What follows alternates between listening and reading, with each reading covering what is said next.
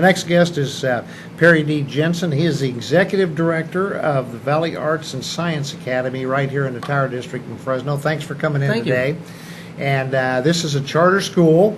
And so tell us a little bit about yourself and your background, and and then we're going to talk about your charter school. Well, you probably don't have enough time to go over my entire background, but always been interested in education, but I'd gone into the military, retired from the military. But even in the midst of that, I was the director for a military academy, and that just kind of started it all off. And it's like, oh, teaching's really an important part of my life.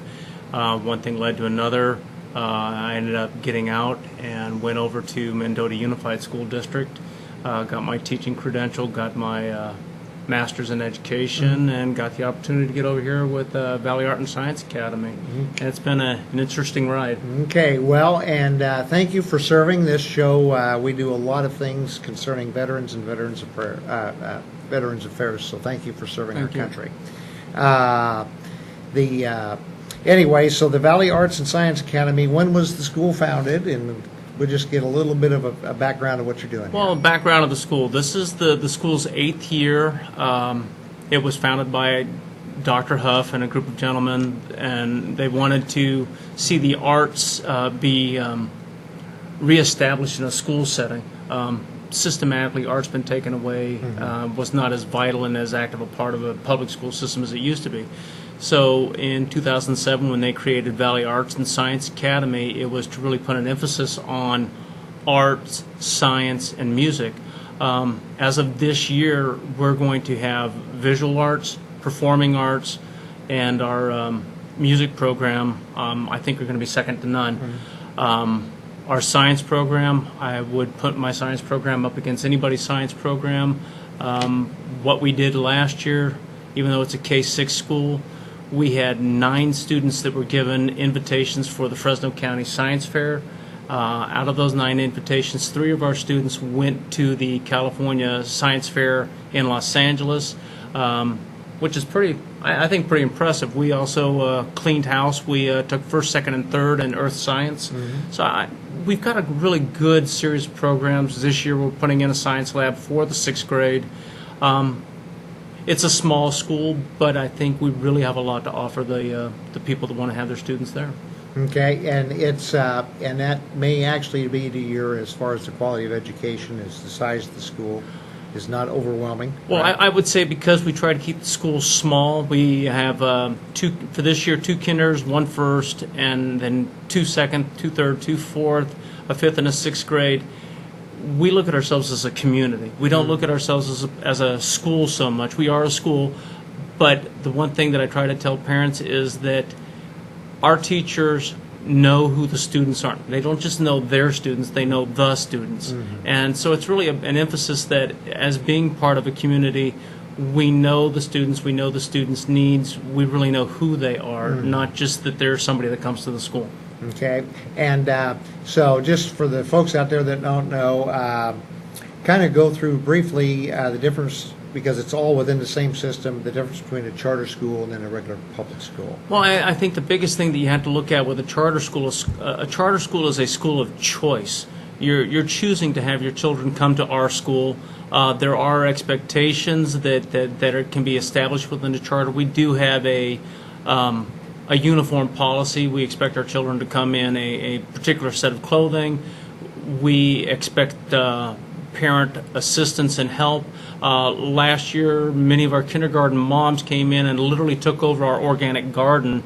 So we do have a lot of parent involvement, and I think the one thing with a charter school period, and ours in particular, is that it's not just that the children are coming to school, they're coming to an environment that their parents are involved in. The entire community that makes up that school is involved. Okay, excellent. And you're a K-6 school. We're a K-6 school. But you cover everything, right? You have the emphasis on the arts and sciences, but it is full service. As far as the same education. Every student that comes to Valley Arts and Science Academy gets all of the same core curriculum that they would get at any public school. Okay. In addition to that, every student receives time with our visual arts teacher. Every student receives time with our music teacher. They'll be receiving time with our performing arts teacher. And then we have electives. We also have, within those electives, we've got technology, we've got a robotics program, we have involvement in journalism, involvement in our organic gardening. Literally last year, our kindergarten students, in many respects, fed themselves from their own garden. Excellent. Yeah, that's great. And then you're going to have you have an event coming up on. Yes, we do. In September. Yes, we do. September 13th, we've got our Arts Under the Stars, our very first fundraising dinner over at the Arte Americas. We have a special guest speaker. We're looking at having dancers, silent auction. We've got a number of things that we've already gotten in place to have the dinner. We're looking at between 100 120 people.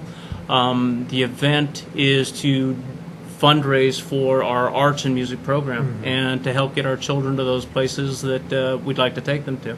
Okay, that's really great, and then because you have band, orchestra, vocal arts.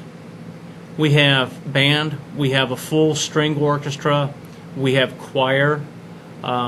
And we strive to make sure that even our third grade students are getting recorders so that they get an idea of how to work with a woodwind instrument so that as they get to the fourth grade, that they have that choice then to say, I'd like to play a woodwind, I'd like to play a brass instrument, maybe I would like to go into choir. So they have choices, but they're getting that ground level effect of seeing what would they like to be involved in. Excellent. What we'll do is we'll make sure that we get you on a couple weeks before your fundraiser and see if we can't drive a little traffic your way also. So anyway, so thank you for the good work that you're doing and striving for excellence in education, and we'll go from there.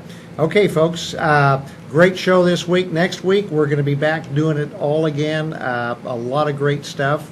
We want to thank our sponsors, the National Federation of Independent Business, Citizens Against Lawsuit Abuse, Horn Photo, and for all your real estate needs, it's www.timthiessen.com. If any of you see or talk to Mrs. Thiessen this afternoon, tell her I'll be back to the ranch about 8 o'clock, and tell her to bring dog food. The dogs be a howling. See you next week.